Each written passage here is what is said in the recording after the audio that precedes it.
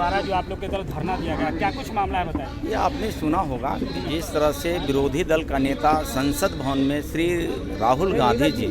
संविधान के ऊपर, आरक्षण के ऊपर गलत बयानबाजी करते हैं। ये पूरे देश के विभिन्न राज्यों के अनुसूचित जाति जनजाति के भाई बहन आंदोलित हैं। उनके बातों से काफ़ी देश के अनुसूचित जाति जनजातियों में उग्र रूप धारण किया हुआ है, क्योंकि इन लोगों को नीयत साफ है कि सत्ता में रहते कांग्रेसियों ने कुछ गरीबों के लिए, दलितों के लिए किया नहीं। आज सत्ता से बेदखल होने के बाद से भारत के धरती पर तो राहुल गांधी बोल नहीं पाते हैं, लेकिन जब अमेरिका के दौरे पर होते हैं, इंग्लैंड के दौरे पर होते हैं, तो देश के लोकतंत्र को, गरिमा को तार तार करते हुए अनुसूचित जाति को अपमान करने का काम करते हैं, जिसको लेकर के एक दिवसीय अनुसूचित जाति जनजाति के भाई बहन महामहिम राज्यपाल के समक्ष धरना प्रदर्शन करके राहुल गांधी जी को माफ़ी मांगने के लिए बाध्य किया जा रहा है कि आप अपने बयान को वापस लें, नहीं तो देश के अनुसूचित जाति जनजाति भाइयों के सामने माफ़ी मांगें। एक सवाल है सर कि जो नवादा में घटना हुई, 80 दलितों के घर जल गए, आप उस राज्य के मंत्री हैं, उस पर क्या कहेंगे। मुझे आपको ज्ञानवर्धन करा देता हूँ, उसके पीछे भी महागठबंधन का साजिश और षड्यंत्र है। आपने जो 80 घर का जिक्र किया है, त्वरित हाई लेवल की मीटिंग करके राज्य के मुखिया आदरणीय नीतीश कुमार जी ने त्वरित कार्रवाई करते हुए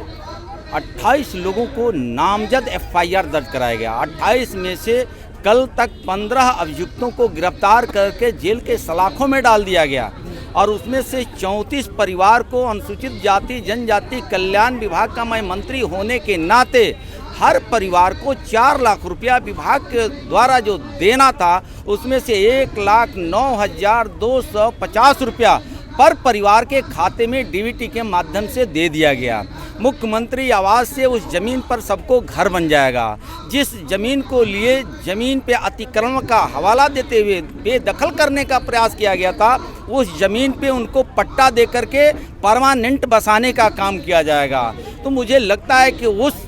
या बिहार प्रदेश में जो भाईचारा, जो सद्भावना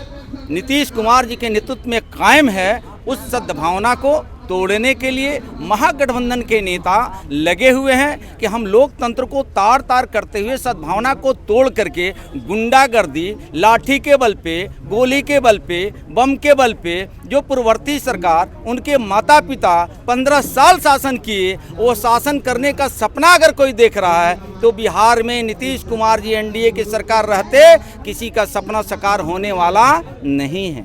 धन्यवाद। प्रधानमंत्री एक गरीब का बेटा बैठा रहता है जिसका नाम है नरेंद्र मोदी।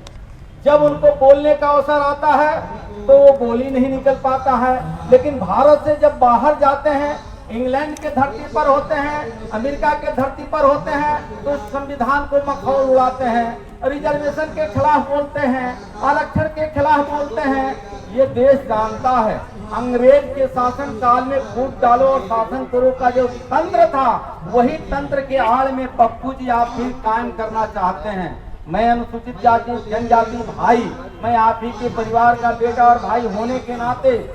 जो महामहिम राज्यपाल महोदय के समक्ष जो पप्पू जी ने गलत बयानबाजी किया है, उसके खिलाफ हम लोग एक दिवसीय धरना प्रदर्शन करके ये संदेश देना हम लोग चाहते हैं कि ये पप्पू जी आपके गुमराह करने से भारत के किसी राज्य के अनुसूचित जाति जनजाति टूट नहीं सकता है, बहक नहीं सकता है, भीग नहीं सकता है, गुमराह हो नहीं सकता है। और ये देश के अन्य विभिन्न राज्यों के कमजोर वर्ग के लोग, अनुसूचित जाति जनजाति के भाई बहन पूर्ण विश्वास करता है कि अगर देश में नरेंद्र मोदी जी हैं तो संविधान भी सुरक्षित है, हमारा आरक्षण भी सुरक्षित है। और जब आरक्षण संविधान सुरक्षित है तो देश के करोड़ों करोड़ों अनुसूचित जाति जनजाति के भाई और बहन भी सुरक्षित है। तो साथियों, बहुत लंबी चौड़ी बात न करते हुए आप सभी को हृदय से भार अभिनंदन करते हुए,